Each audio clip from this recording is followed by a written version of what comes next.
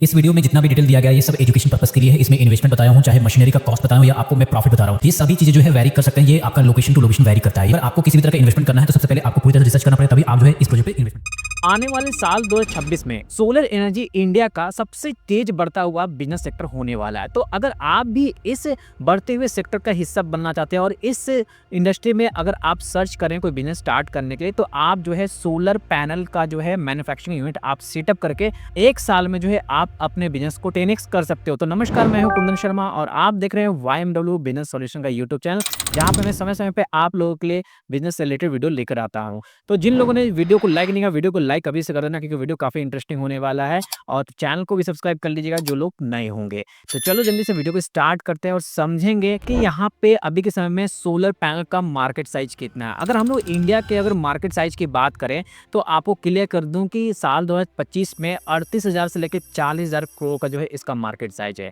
और annual growth की बात करें तो 18 से 20% CAGR से ये ग्रोथ कर रहा है। और साथ ही यहाँ पे डोमेस्टिक मैन्युफैक्चरिंग को जो है काफी बूस्ट मिल रहा है। PLI स्कीम जो है गवर्नमेंट की तरफ से आने के बाद जो है इस सेक्टर को काफ़ी बूम मिल रहा है। इसके साथ जो है इंपोर्ट अभी रिस्ट्रिक्ट कर दिया गया है, जिसके कारण जो है इंडियन मैन्युफैक्चरर को जो है स्ट्रॉन्ग पोजीशन जो है यहाँ पे मिल रहा है। तो देखो, अगर आप यहाँ पे सोलर पैनल का मैन्युफैक्चरिंग यूनिट सेटअप करना चाहते हो तो सबसे पहले आपको क्लेरिफाई होना पड़ेगा कि आप किस तरह के जो है पैनल मैन्युफैक्चरिंग करोगे, क्योंकि इसके जो है अलग अलग टाइप के जो है पैनल होते हैं। जो सबसे पहला पैनल होता है उसको बोलते हैं मोनोक्रिस्टलाइन सोलर पैनल, जिसकी हाई इफिशिएंसी होती है और प्राइस भी ज्यादा होता है। इसके बाद जो दूसरा पैनल है उसको बोलते हैं पॉली क्रिस्टलाइन सोलर पैनल, जिसका प्राइस तो कम होता है और इफिशिएंसी भी कम होता है। इफिशिएंसी जो है मैक्सिमम 15% तक का आसपास का होता है और ये जो है लो वोल्टेज में जो है अच्छा काम नहीं करता है। बट मोनो क्रिस्टलाइन जो सोलर पैनल होता है वो लो वोल्टेज में जो है अच्छा काम करता है। इसके बाद जो तीसरा है वो है थीन फिल्म सोलर पैनल। ये फ्लेक्सिबल भी होता है और लाइट वेट भी होता है। इसके बाद जो आपका लास्ट पैनल है उसको बोलते हैं हाफ कट या PERC बोलते हैं या टॉपकॉन बोलते हैं या HJT बोलते हैं, जिसको मॉडर्न हाई इफिशिएंसी टेक्नोलॉजी के माध्यम से बनाया जाता है, जिसमें आपको मिलता है हाई इफिशिएंसी टेक्नोलॉजी। तो देखो, आप ये 4 तरह के पैनल बना सकते हो। बट अभी के समय में अगर हम लोग यहाँ पे बात करें किस पैनल का सबसे ज़्यादा डिमांड है, तो मोनो क्रिस्टलाइन जो सोलर पैनल है इसका काफ़ी ज़्यादा जो है डिमांड है, इसके लंबे लाइफ के लिए और हाई इफिशिएंसी के लिए, और ये प्रीमियम क्वालिटी के लिए जाना जाता है।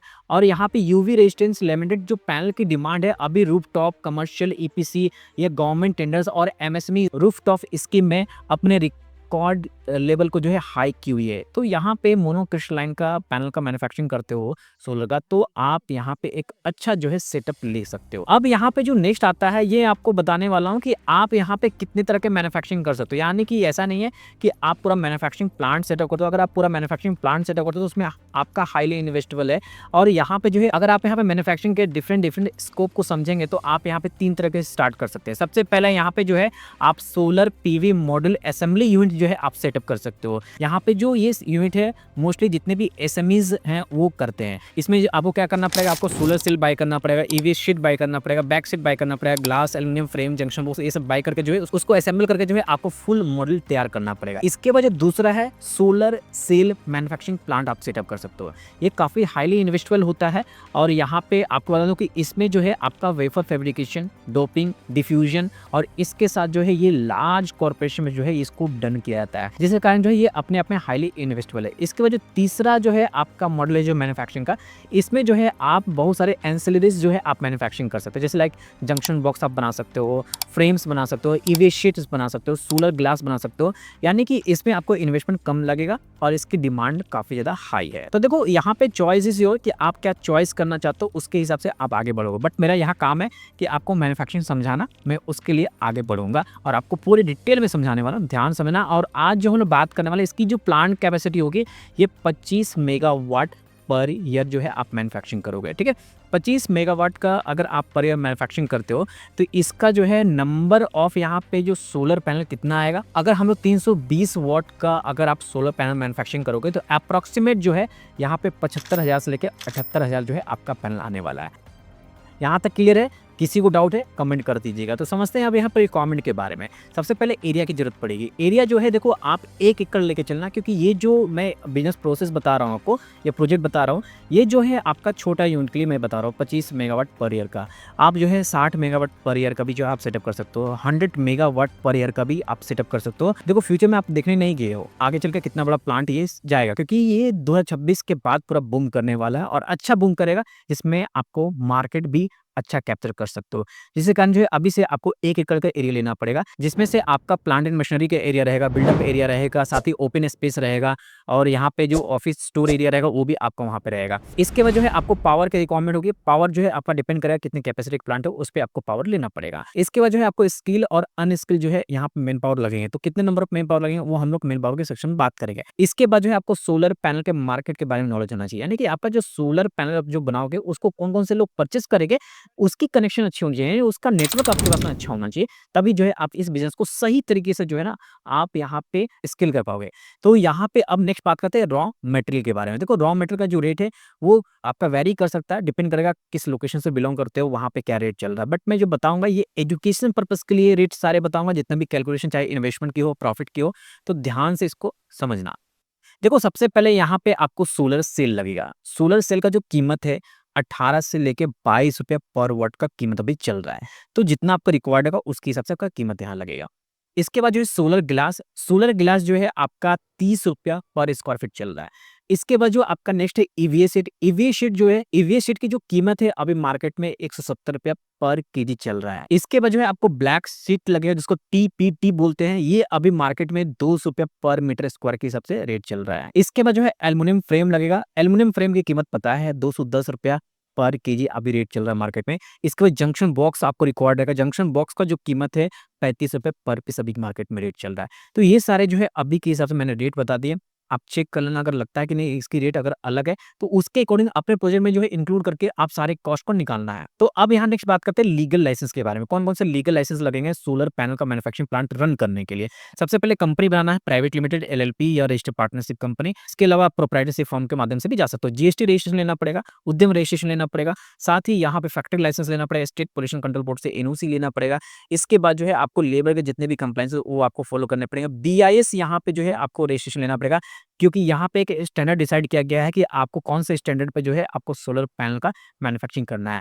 तो जो जो यहाँ बीआई सर्टिफिकेशन होगा वो इंडियन स्टैंडर्ड 14286 में होगा और यहाँ पे एक जो है आपका 61730 में होगा। इसके बाद जो है आईईसी सर्टिफिकेशन लेना पड़ेगा, आईईसी 61215 में लेना पड़ेगा एंड आईईसी 61730 में लेना पड़ेगा। इसके अलावा जो है ministry of new and renewable energy department से रजिस्ट्रेशन लेना पड़ेगा। याद रखना कि अगर आप एएलएमएम में अगर आप लिस्टेड नहीं है तो आपको गवर्नमेंट टेंडर्स नहीं मिलेंगे। तो मैंडेटरी किया गया है गवर्नमेंट टेंडर्स के लिए, तो आप इसका रजिस्ट्रेशन जरूर करवा लेंगे। इसके बाद जो है फायर एनओसी की रिक्वायरमेंट रहेगी और यहाँ पे अगर आपको पता नहीं कि ये सारे लीगल लाइसेंस कहाँ से ले, तो वाईएमडब्ल्यू फाइनेंशियल सर्विस जो है एकमात्र सॉल्यूशन है आपके लिए।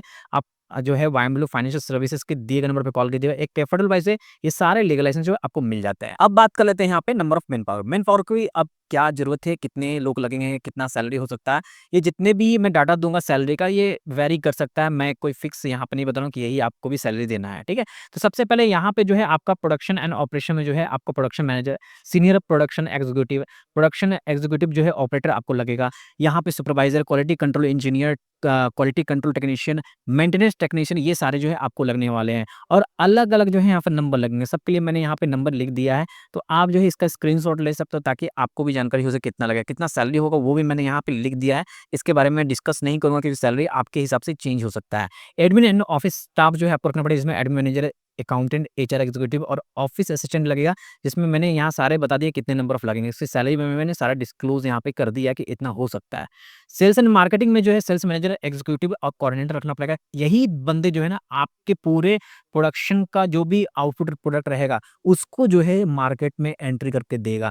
तो ये जो बंदा हायर करोगे सबसे बढ़िया हायर करना पड़ेगा ताकि आप इनिशियल लेवल पे अच्छे से मार्केट में एंटर कर पाओ। इसके सैलरी मैंने बता दिया। इसके बाद जो है आपको यहाँ पे स्टोर, लॉजिस्टिक और पैकेजिंग के लिए जो है अलग अलग स्टाफ लगेंगे। Store manager, store assistant, logistic manager, packaging staff, और यहाँ पे जो है आपका कितना नंबर ऑफ लगेगा वो भी मैंने बता दिया यहाँ पे, और सैलरी क्या होना चाहिए वो भी मैंने बता दिया। और इसके वजह से सिक्योरिटी एंड हाउसकीपिंग के लिए जो है आपको यहाँ से अलग से बंदा रखना पड़ेगा। यानी टोटल अब नंबर ऑफ एम्प्लॉय की बात करें तो आपका 64 नंबर ऑफ एम्प्लॉय जो है आपको लगेगा। 25 मेगावाट पर ईयर का अगर आप यहाँ पे कैपेसिटी का प्लांट लगाते हो तो। क्लियर हो गया? अब बात करते हैं प्लांट एंड मशीनरी की। देखो प्लांट एंड मशीनरी जो है यहाँ पे मैंने बताया जिस तरह का आप टाइप ऑफ जो है मैन्युफैक्चरिंग यूनिट ओपन करना चाहते हो उसके अकॉर्डिंग लगेगा। आप यहाँ पे जो है असेंबली यूनिट ओपन कर सकते हो या एंसिलरी आप जो है मैन्युफैक्चरिंग काम कर सकते हो या सोलर सेल का मैन्युफैक्चरिंग कर सकते हो या पूरा पैनल ही आप तैयार कर सकते हो। तो देखो इसके लिए जो है आपको यहाँ पे जो रिक्वायर्ड मशीनरी चेंज होगा, बट मैंने जो बताया है वो आपको लगेगा। जैसे कि ऑटो स्ट्रिंगर लगेगा, ऑटो ले अप मशीन लगेगा, लेमिनेटर लगेगा, ईएल टेस्टर लगेगा, फ्रेमिंग मशीन लगेगा, हिप टॉप टेस्टर लगेगा, सन सिमुलेटर लगेगा, कन्वेयर लगेगा। तो ये सारे का अगर कॉस्ट की बात करूँ तो अप्रॉक्सीमेट जो है आपका 2.5 करोड़ के आसपास आपका जाने वाला है। कितना मैंने बताया? 2.5 करोड़ से 3 करोड़ भी जा सकता है। ट्रांसपोर्टेशन, जीएसटी ये सारे मिला-विलाएँगे तो 3 करोड़ तक भी जा सकता है। बट याद रखना कि एक एवरेज 2.5 करोड़ तक का आसपास का रेंज लेके चलना है। तो अब बात करेंगे टोटल इन्वेस्टमेंट के बारे में। देखो बाइफरकेट करके समझाया है, ध्यान से समझना। देखो सबसे पहले लैंड्स एंड बिल्डिंग में जाएगा। लैंड्स एंड बिल्डिंग में बोले तो 1500 स्क्वायर मीटर यहाँ पे लगेगा। यानी कि आपका जो है 15-16 हज़ार स्क्वायर फीट का जो है आपके पास में लैंड होना चाहिए। कितना होगा आप मुझे कमेंट करके बताइएगा, है ना? इतना स्क्वायर फीट में होना चाहिए आपके पास में। इसके बाद जो है आपका इसका अगर लैंड एंड बिल्डिंग का देखें तो इतना अप्रॉक्सीमेट जा सकता है। बट ये वेरिएबल है। याद रखना कि हो सकता है कि मेरे यहाँ पे अगर खरीदोगे तो ये आपका 15 से 20 लाख में मिल जाए, है ना? तो ये मैंने इस एज़ इट इज़ मैंने ऐसी तरह से मैंने बता दिया कि हो सकता है कि इंडस्ट्रियल एरिया में ले रहे हो, अगर आपके यहाँ पे ज़्यादा ही ज़्यादा कॉस्ट है तो उसके अकॉर्डिंग ये मैक्सिमम प्राइस मैंने लिखा है। इस प्लांट एंड मशीनरी की बात करते हैं। प्लांट एंड मशीनरी में जो है मैंने बताया 2.5 से 3 करोड़ रुपए लगेगा। यहाँ पे आप ऐड करना 2.5 से 3 सीआर। और यहाँ पे जो भी मैं इन्वेस्टमेंट बता रहा हूँ ये सिर्फ एजुकेशन पर्पज़ के लिए बता रहा हूँ। मैं किसी तरह से यहाँ पे फिक्स्ड आपको नहीं कर रहा हूँ कि यही इन्वेस्टमेंट आपका लगेगा, ठीक है? इसका प्री ऑपरेटिव एंड इंस्टॉलेशन जो खर्च है आपका 40 लाख का जाएगा। जो कंसल्टेंट लोग लेंगे, अगर किसी कंसल्टेंट को हायर करते हो तो उसका अप्रॉक्सिमेट मैंने कवर किया है। लीगल एंड सर्टिफिकेशन में 35 लाख रुपए आपका लमसम कॉस्ट जाएगा। वर्किंग कैपिटल 2 मंथ का जो है आपके पास में इतना होना चाहिए। मार्केटिंग एंड ब्रांडिंग के लिए जो है आपके पास में इतना होना चाहिए। मिसलेनियस के लिए जो है इतना खर्च आपको अपने पास रखना पड़ेगा। तो टोटल इन्वेस्टमेंट की बात करें, टोटल इन्वेस्टमेंट जो है यहाँ पे यानी कि प्रोजेक्ट कॉस्ट इतना जाने वाला है। अब नेक्स्ट बात करते हैं रेवेन्यू के बारे में, ऑपरेटिंग कॉस्ट के बारे में। तो पहले ऑपरेटिंग कॉस्ट समझते हैं भाई कि अगर यहाँ पे पूरे साल में जो आपका होगा पैनल बनेगा 25 मेगावाट पर ईयर, यानी कि टोटल जो मैंने बताया था कि 75,000 से लेके 78,000 पैनल जो है आपका यहाँ बनने वाला है। तो उसकी ऑपरेटिंग कॉस्ट पूरे साल की कितनी आएगी? देखो यहाँ पे ऑपरेटिंग कॉस्ट जो मैंने बताया ध्यान से समझना। सबसे पहले यहाँ पे raw material cost, raw material जो है आपके पास में इतना अमाउंट होना चाहिए। बोले सर इतना? यस, इतना होना चाहिए। तो इसलिए मैंने वर्किंग कैपिटल जो है आपको 2 मंथ का सिर्फ इनिशियली मैंने इन्वेस्टमेंट दिखाया था कि 2 मंथ का पहले आपके पास होना चाहिए। स्टाफ एंड लेबर के लिए जो है आपके पास में इतना इन्वेस्टमेंट होना चाहिए। इन्वेस्टमेंट मतलब बोले तो इतना खर्च होगा आपका। यूटिलिटीज़ में जो है आपके पास में यानी कि जो भी इलेक्ट्रिसिटी हो, चाहे जो भी अदर्स यूटिलिटी हो, उसमें आपका इतना पूरे साल में लगने वाला है। इसका मेंटेनेंस एंड कंज्यूमर आइटम में जो है आपका 70 लैक्स के आसपास लगने वाला है। मार्केटिंग एंड सेल्स में जो है इतना लगने वाला है, 40 लाख के आसपास में। इंश्योरेंस एंड मिसलेनियस खर्च में जो है आपका इतना जाने वाला है। टोटल अगर ओपेक्स की बात यानी टोटल ऑपरेशनल कॉस्ट की बात करें, 25 मेगा वॉट पर ईयर जो आप प्रोडक्शन करो उसके लिए जो है इतना लगने वाला है। तो याद रखना कि ये जो ऑपरेटिंग कॉस्ट बता रहा हूँ ये सिर्फ एजुकेशन पर्पज़ के लिए बता रहा हूँ। ये जो है मैं किसी तरह से आप लोगों को कंफर्म नहीं करूँगा कि यही सेम ऑपरेशनल कॉस्ट जो है आपको इस प्रोजेक्ट के लिए आएगा। क्लियर? तो देखो यहाँ पे अगर एनुअली आपको पता चला कि कितना आपका यहाँ पे ऑपरेशनल कॉस्ट जाएगा। तो ऑपरेटिंग कॉस्ट पता है तो अब रेवेन्यू भी समझ लेते हैं, रेवेन्यू कितना आएगा। अब मैंने इनिशियली बताया था कि आप बहुत तरह के जो है पैनल बना सकते हो। मैंने मोनोक्रिस्टलाइन सोलर पैनल बताया, पॉलीक्रिस्टलाइन सोलर पैनल बताया था। इसके अलावा जो है मैंने टॉपकॉन का ही बताया था कि क्या आपका लगेगा। तो देखिए तीनों का अलग-अलग रेट है। अगर पॉलीक्रिस्टलाइन की बात करें तो 27 से लेके 31 रुपए पर वॉट उसका सेलिंग रेट है। अगर मोनोक्रिस्टलाइन की बात करें तो 29 से लेके 33 रुपए पर वॉट जो है उसका रेट चल रहा है। और मोनो पीआरसी या टॉपकॉन की बात करें तो 31 से लेके 30 पर वॉट जो है चल रहा है। तो यहाँ पे अगर हम लोग बात करें तो हम लोग एक एवरेज लेके चले हैं, ठीक है ना? एक एवरेज जो है हम लोग सेलिंग प्राइस लेके चल रहे हैं। भाई 25 रुपीज़ पर वॉट जो है हम लोग यहाँ पे रेट कंसीडर करेंगे, ठीक है? कितना? सेलिंग प्राइस कितना करें? 25 रुपीज़ पर वॉट। देखो यहाँ पे एनुअल ऑपरेटिंग कॉस्ट मैंने लिख दिया है। कितना आया? 55 से लेके 58 सीआर लिखा है मैंने यहाँ पे। अब यहाँ पे एनुअल रेवेन्यू की बात है तो 25 मेगावाट, देखो 25 मेगावाट पर ईयर करो तो 25 मेगा का अगर करो कन्वर्ट तो 10 टू पावर 6 जाएगा। यानी कि यहाँ पे कितना आ जाएगा? देखो ये फिगर आएगा कि नहीं आएगा मुझे बताना, ठीक है? और ये वाट हो गया, मेगा हट गया अब यहाँ 25 क्यों यहाँ पे लिया है? क्योंकि ये 25 रुपया फॉरवर्ड जो है हम लोग सेलिंग प्राइस कंसिडर किया है, ठीक है? तो एनुअल रेवेन्यू जो है आपका इतना आने वाला है। कितना आने वाला है? इतना आने वाला है। देखो यहाँ पे एक डाउट नहीं होना चाहिए, बहुत अच्छी तरीके से कैलकुलेशन करके मैं बता रहा हूँ। तो अगर कैलकुलेशन समझोगे तो यहाँ पे पूरी तरह से क्लेरिफाई होगा। तो जब यहाँ पे आपका एनुअल रेवेन्यू आ गया तो आपको पता है कि भाई अगर नेट प्रॉफिट बिफोर टैक्स निकालेंगे, अभी टैक्स पेमेंट नहीं हुआ है ना, बीटी है ना, बिफोर टैक्स, तो इसके लिए जो आपका रेवेन्यू है, जो रेवेन्यू है उससे क्या होगा, ऑपरेटिंग कॉस्ट माइनस होगा। तो हम लोग यहाँ पे जो है क्या करेंगे, जो रेवेन्यू है उससे हम लोग ऑपरेटिंग कॉस्ट माइनस कर देंगे। तो ऑपरेटिंग कॉस्ट यहाँ है, रेवेन्यू यहाँ है, तो इसको माइनस करना, इतना आता है कि नहीं मुझे बताना। तो यहाँ पे जो आपका नेट प्रॉफिट होगा, सबसे पहले यहाँ पे आपका रेवेन्यू आएगा माइनस ऑपरेटिंग कॉस्ट आएगा। क्या आएगा? ऑपरेटिंग कॉस्ट आएगा। तो जो ऑपरेटिंग कॉस्ट है यहाँ पे, तो रेवेन्यू हम लोग यहाँ से ले लेते हैं, कितना है 62.5 है, और ऑपरेटिंग कॉस्ट कितना है 55 से लेके 58 सीआर है। तो हम लोग बीच का पकड़ के चलते हैं अमाउंट को, ठीक है? तो इसका अगर हम लोग करेंगे तो इतना आएगा कि नहीं आएगा मुझे बताओ, है ना? तो वही सेम चीज़ मैंने यहाँ पे लिखा है कि इतना अमाउंट आया। अब प्रॉफिट आफ्टर टैक्स की बात है, तो प्रॉफिट आफ्टर टैक्स जो है आपके पास में इतना बच रहा है। कितना बच रहा है? इतना बच रहा है। अब देखो प्राइवेट लिमिटेड कंपनी होगी तो 25-30% के आसपास तो उसका टैक्स ही चला जाता है। तो उसके हिसाब से हम लोग यहाँ पे कंसीडर करके चल रहे थे। अब यहाँ पे मंथली अगर बात करो तो मंथली कितना कमा सकते हो भाई? मंथली आप जो है इतना अर्न कर सकते हो। कितना कर सकते हो?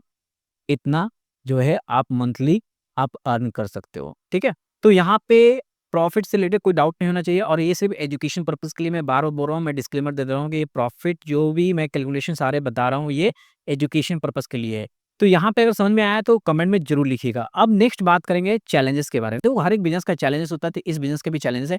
चैलेंजेस को ध्यान से समझो। देखो यहाँ पे जो सोलर सेल का जो प्राइस है ना, काफ़ी फ्लक्चुएट होता है। तो ग्लोबल जो भी प्राइस है जिस तरह से फ्लक्चुएट हो उसके हिसाब से जो है यहाँ पे फ्लक्चुएशन देखने को मिलेंगे।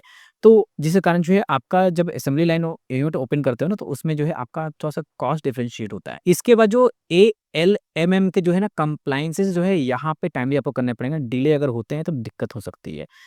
एएलएम होता क्या है? मैंने बताया था जितने भी गवर्नमेंट टेंडर होता है अगर उसमें पार्टिसिपेट लेना है तो आपको इसमें लिस्ट होना पड़ेगा। और इसमें अभी हाई कॉम्पिटिशन होते जा रहा है, और जैसे-जैसे कॉम्पिटिशन बढ़ेगा वैसे-वैसे मार्जिन जो है काफ़ी कम होती जाएगा। इस बात का ध्यान रखें। इसके बाद जो नेक्स्ट आपका चैलेंज है, स्किल लेबर की रिक्वायरमेंट रहती है, और आपको पता है कि अभी स्किल्ड लेबर के कारण बहुत सारे जो कॉर्पोरेट हाउसेस, बहुत सारे मैन्युफैक्चरिंग यूनिट है जो है सफ़र कर रहे हैं। तो ये भी एक चैलेंज आपको आने वाला है। इसके बाद जो आपका नेक्स्ट चैलेंज है, देखो हमेशा जो है ना पैनल में जो सोलर पैनल आता है उसमें चेंजेस आते रहते हैं। उसमें अलग-अलग तरह के टेक्नोलॉजी इनबिल्ट होते जा रहे हैं। तो आपको हमेशा आर-एन-डी टीम को एक्टिव रखना पड़ेगा, और उसी के अकॉर्डिंग जो है आपको स्विच करते रहना पड़ेगा। तो ये सबसे बड़ा एक आपके लिए चैलेंज बन सकता है। देन इसके बाद जो है आपको इसमें वर्किंग कैपिटल काफ़ी हेवी लगता है। तो वर्किंग कैपिटल अगर आपके पास में हेवी होगा तभी जो है आप इस बिज़नेस को लंबे समय तक चला पाओगे। तो ये सारे बेसिक चैलेंजेस हैं जो आपको समझना पड़ेगा, और अगर आपकी सही प्लानिंग रही तो ये सारे जो आपका चैलेंजेस है ना आप इसे ओवरकम कर सकते हो। अब नेक्स्ट बात करेंगे मार्केटिंग स्ट्रेटजी के बारे में। देखो अगर आप सोलर पैनल का मैन्युफैक्चरिंग कर रहे हो तो यहाँ पे जो है आप एज़ ए ओईएम जो है आप किसी थर्ड पार्टी के लिए भी आप जो है यहाँ पे क्या कर सकते हो, सोलर पैनल मैन्युफैक्चरिंग कर सकते हो। यानी कि यहाँ पे आप व्हाइट लेबलिंग का भी काम कर सकते हो। इसके बाद जो है आप रिटेल और यहाँ पे जो डिस्ट्रीब्यूशन नेटवर्क आपको बढ़ाना पड़ेगा, क्योंकि यही नेटवर्क है जो आपके प्रोडक्ट को अच्छा जो है सेल करके दे सकता है। देन इसके बाद जो ईपीसी कॉन्ट्रैक्टर होते हैं उनसे भी आपका अच्छा कोलैब होना चाहिए, क्योंकि अभी बहुत सारे गवर्नमेंट के टेंडर निकले, बहुत सारे ईपीसी कॉन्ट्रैक्टर पार्टिसिपेट भी करते हैं और उनको सोलर पैनल चाहिए होता है। तो अगर आपको उनसे अच्छा कोलैब होगा तो वो आपसे ही परचेस करेंगे। इसके अलावा आप डायरेक्टली जो है टेंडर में पार्टिसिपेट कर सकते हैं। मैंने बताया था कि एएलएमएम में जो है आपको पार्टिसिपेशन के लिए आपका रजिस्ट्रेशन मैंडेटरी है, उसको आप रजिस्ट्रेशन कर लीजिएगा। जेम पोर्टल बहुत सारे जो है सोलर पैनल के टेंडर आते रहते हैं, आप उसमें पार्टिसिपेट कीजिएगा तो आप डायरेक्टली जो है एक कम प्राइस में आप प्रोवाइड कर पाओगे। इसके अलावा जो है बहुत सारे बी2बी पोर्टल है, जैसे कि अगर इंडिया मार्ट की बात करूँ, ट्रेड इंडिया की बात करूँ, इस पे आप खुद को जाकर लिस्ट करना पड़ेगा, और आपको सोशल अवेयरनेस आपको बढ़ाना पड़ेगा। साथ ही जितने भी सोलर एग्जीबिशन होते हैं उसमें पार्टिसिपेट करना पड़ेंगे। आपको गूगल लिस्टिंग करना पड़ेगा, लिंक्डइन में प्रोफाइल बनाना पड़ेगा, जस्ट डायल पे आपको बना के रखना पड़ेगा। ऐसे जितने भी उपाय हैं, जितने भी डिजिटल उपाय हैं, सारे आपको जो है यूज़ कर लेने हैं। आपको कहीं से नहीं छोड़ना है मार्केटिंग के लिए। मार्केटिंग जो है सबसे स्ट्रॉन्ग वेपन होने वाला है इस बिज़नेस का। तो सही तरीके से मार्केटिंग रहेगा, आपका प्रोडक्ट बिकेगा। अब यहाँ बात करते हैं गवर्नमेंट के सपोर्ट के बारे में। देखो मैंने पहले बताया कि पीएलआई स्कीम के माध्यम से गवर्नमेंट आपको पूरी तरह सपोर्ट करती है। पीएलआई स्कीम होता क्या है? इसको बोलते हैं production link incentive solar PV model. देखो इसके अंतर्गत जो है आपको सब्सिडी जो है 18,500 करोड़ तक का आपको मिल सकता है। यहाँ पे आपके पास में इंटीग्रेटेड मॉड्यूल मैन्युफैक्चरिंग का जो है यूनिट होना चाहिए, तभी जो है इस स्कीम के अंतर्गत आप आ पाओगे। बेनिफिट डायरेक्टली आपको मिलता है, पर वट मैन्युफैक्चर पे मिलता है, और यहाँ पे जो एलिजिबिलिटी है, मिनिमम 1 साल का प्रोडक्शन कमिटमेंट होना चाहिए, और इसका जो सिलेक्शन है वो बिडिंग के हिसाब से होता है। तो सारे चीज़ मैंने बता दिया पीएलआई स्कीम के बारे में, इसमें अच्छा सपोर्ट मिल जाता है। इसके अलावा जो है मैंने बताया था ministry of new and renewable energy में जो है आपको कैपिटल सब्सिडी मिल जाता है मैन्युफैक्चरिंग यूनिट के लिए। जैसे कि कैपिटल सब्सिडी की बात करें 10 से 20% जो है नए प्लांट को मिल जाता है, और यहाँ पे अगर आप हाई एफिशिएंसी वाले जो है आप सोलर पैनल मैन्युफैक्चरिंग कर रहे हो, तो यहाँ पे गवर्नमेंट काफ़ी जो है आपको यहाँ बूस्ट करती है। इसके अलावा जो नेक्स्ट गवर्नमेंट का सपोर्ट है वो है एएलएमएम, यानी कि approve list of models and manufacture. देखो इंडियन मैन्युफैक्चरिंग को गवर्नमेंट जो है टेंडर का एश्योर्ड मार्केट यहाँ पे देती है, बशर्ते आपके पास एएलएमएम का जो है लिस्टिंग होना चाहिए। देखो इस पे पूरी तरह से स्टडी करो, उसके बाद ही जो है आप इस बिजनेस को जो है सेटअप करने के लिए सोच सकते हो। तो अंत में मैं आपको यही बोलूंगा कि देखो साल 2026 आने वाला है, तो अभी से आप तैयार हो जाइए। अगर आपको यहाँ पे सोलर एनर्जी के हाई ग्रोथ, हाई डिमांड और फ्यूचर प्रूफ बिजनेस में अगर आपको जाना है, यहाँ मोनोक्रिस्टलाइन सोलर पैनल मैन्युफैक्चरिंग जो है आपके लिए एक गोल्डन अपॉर्चुनिटी हो सकता है। तो सही प्लानिंग और सही इन्वेस्टमेंट के साथ जो है ये बिजनेस जो है आपको एक अच्छा जो है दे सकता है। तो अगर किसी तरह का अगर डाउट हो तो कमेंट कर देना। अगर आपको कंसल्टेंसी चाहिए तो ये पेड जो है सर्विस रहती है, आपको पता है, तो दिए गए नंबर पे कॉल कर सकते हो पेड के लिए।